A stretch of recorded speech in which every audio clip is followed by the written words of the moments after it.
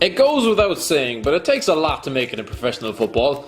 There are many who fall by the wayside, having failed to make the grade, as they've gone on to have far more successful careers than they might have enjoyed kicking a leather ball around the pitch otherwise. Let's take a look at 9 celebrities who might have been footballers. Ollie Murs. Ollie Murs may have teamed up with Louisa Johnson to shatter our eardrums whenever we turn on the radio, but life could have been so very different had he not decided to enter Simon Cowell's labyrinth of eccentrics back in 2009. Murs has never been shy about his football allegiances to Manchester United, and the man played semi-professionally for Isthmian Division 1 Northside Witham Town between 2006 and 2008, and scored 12 goals in 13 appearances for the club's reserve side during the 06-07 season. He was forced to abandon his sporting career due to injury, but in April 2016 began to play for Coggeshall Town, a club now famous for nothing except signing up the lad who once won a sing-off with Jedward.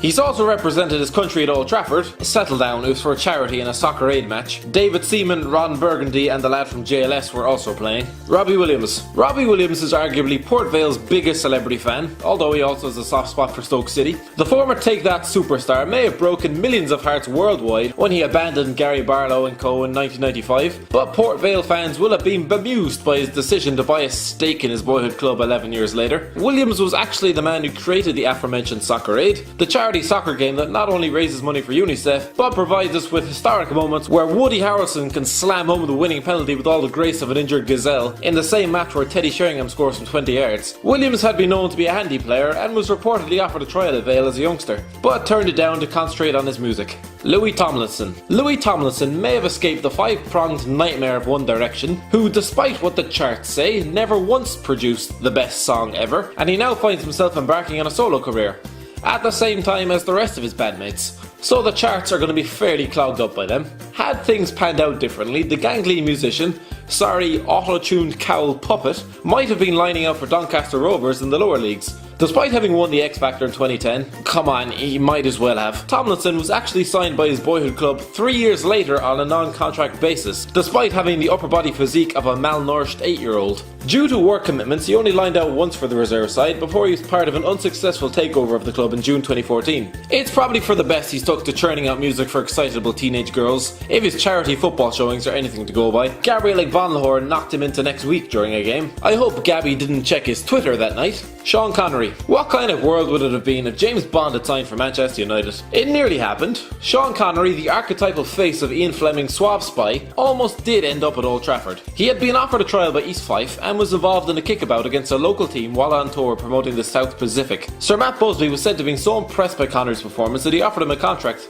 It's not often people say no to Manchester United, but that's exactly what Connery did at the age of 23. Winning European Cups was tempting, but how often do you get to fight a man with metal teeth? Gordon Ramsay. Gordon Ramsay has made a very good living out of screaming at chefs until he's blue in the face and they're on the verge of a mental breakdown. But can you imagine what the culinary superstar might have been like in a Glaswegian derby? He played football during his youth and was chosen to play for his county of Warwickshire as a teenager. In 1984 he underwent a trial with boyhood club Rangers before smashing apart the cartilage in his knee during a training session. He foolishly continued to play on before tearing his cruciate ligament during a squash game. Ramsay has since claimed that the pain of being released at Ibrox made him the chef that he is today. So budding young cooks, next time you're getting a face full of Ramsay spit, you know which club to blame. Conor McGregor. As Conor McGregor puts it, he's about to make the whole world eat their words this summer when he takes on Floyd Money Mayweather on August 26th. Big words from a man who's never boxed professionally in his entire life, but you know, stranger things have happened. The reigning UFC lightweight champion might be making a career out of knocking men out in the octagon, some in the length of time quicker than it takes you to blow your nose, but the man developed a passion for football while growing up in his hometown of Tallaght in Dublin. He played the sport for Lord Celtic Football Club, but by all accounts was a talented player and had aspirations of representing Manchester United. Once boxing and mixed martial arts entered McGregor's life, he dropped football like a lead balloon and began planning that road from plumber to his place on that Forbes rich list. When did you stop playing soccer? When I realised it was for women, you know, I would rather fight.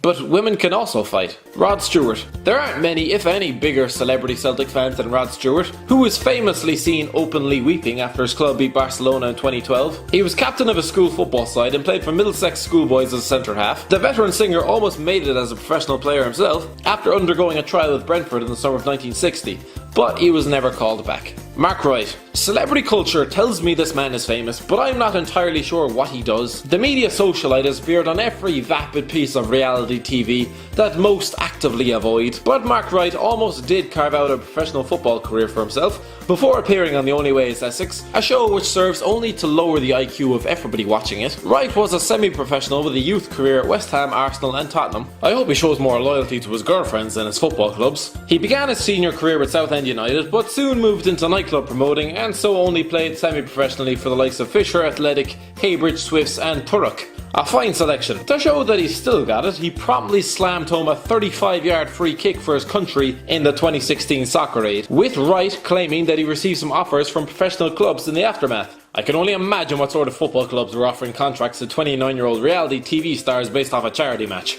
Julio Iglesias. Julio Iglesias is one of the most successful Spanish musicians of all time, and he's also fathered another one, who spent the last few years inviting Pitbull and Ludacris to murder his already annoying songs. Iglesias Sr. may have sold more than 350 million records worldwide, but he was actually a goalkeeper for Real Madrid Castilla in the Segunda Division during his early years. A serious road collision curtailed that, with the Spaniard unable to walk for 2 years due to a smashed lower spine and permanently weakened legs. So he hasn't won any European Cups at the Bernabeu, but hey, did Ronaldo ever finish 4th in the Eurovision? Oh Christ, there's still time, isn't there?